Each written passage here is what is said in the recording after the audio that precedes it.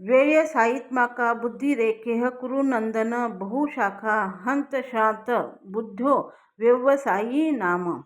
जो इस मार्ग पर चलते हैं वे प्रयोजन में दृढ़ रहते हैं और उनका लक्ष्य भी एक होता है। हे कुरुनंदन, जो दृढ़ प्रतिज्ञ नहीं है उनकी बुद्धि अनेक शाखाओं में विभक्त रहती है। यह दृढ़ श्रद्धा की कृष्ण भावनामृत द्वारा मनुष्य जीवन की सर्वोच्च सिद्धि प्राप्त कर सकेगा। व्यवसायित्मका बुद्धि कहलाती है। चैतन्य वरी चरितामृत में कहा गया है, श्रद्धा शब्दे विश्वास कहे सुदृढ़ निश्चय, कृष्णे भक्ति कैले सर्व कर्म कृत है।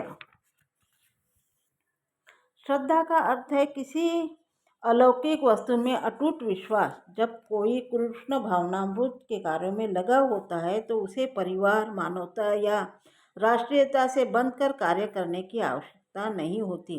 पूर्व में किए गए शुभ अशुभ कर्मों के फल ही उसे सकाम कर्मों में लगाते। जब कोई कृष्ण भावनामृत में संलग्न हो तो उसे अपने कार्यों के शुभ फल के लिए प्रयत्नशील नहीं रहना चाहिए। जब कोई कृष्ण भावनामृत में लीन होता है तो उसके सारे कार्य आध्यात्मिक धरातल पर होते हैं, क्योंकि उनमें अच्छे तथा बुरे का द्वैत नहीं रह जाता।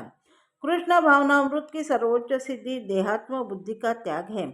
कृष्ण भावनामृत की प्रगति के साथ क्रमशः यह अवस्था स्वतः प्राप्त हो जाती है। कृष्ण भावना भावित व्यक्ति का दृढ़ निश्चय ज्ञान पर आधारित है। वासुदेवम सर्वम इति स महात्मा सुदुर्बल। कृष्ण भावना भवित व्यक्ति अत्यंत दुर्लभ जीव है, जो भली भांति जानता है कि वसुदेव या कृष्ण समस्त प्रकट कारणों के मूल कारण है।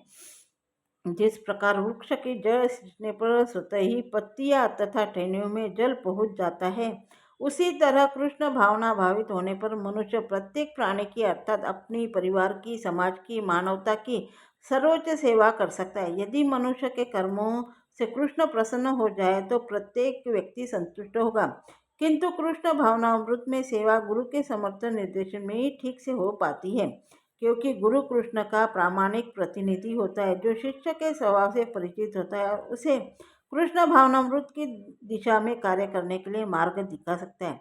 अतः कृष्ण भावनामृत में दक्ष होने के लिए मनुष्य को दृढ़ता से कर्म करना होगा और कृष्ण के प्रतिनिधि की आज्ञा का पालन करना होगा। उसे गुरु के उपदेशों को जीवन का लक्ष्य मान लेना होगा। श्रील विश्वनाथ चक्रवर्ती ठाकुर ने गुरु की प्रसिद्ध प्रार्थना में उपदेश दिया है, यस्य प्रसादाद भगवत प्रसादो यस्ता प्रसादान्य गति गुप्तोपि ज्ञान संतुष्ट यस्त्र यशस्त्री संध्या वंदे गुरु श्री चरणाविंदम। गुरु की तुष्टि से भगवान भी प्रसन्न होते। गुरु को प्रसन्न किए बिना कृष्ण भावनामृत के स्तर तक पहुंच पाने की कोई संभावना नहीं रहती। अतः मुझे उनका चिंतन करना चाहिए और दिन में 3 बार उनकी कृपा की याचना करनी चाहिए और अपने गुरु को सादर प्रणाम करना चाहिए।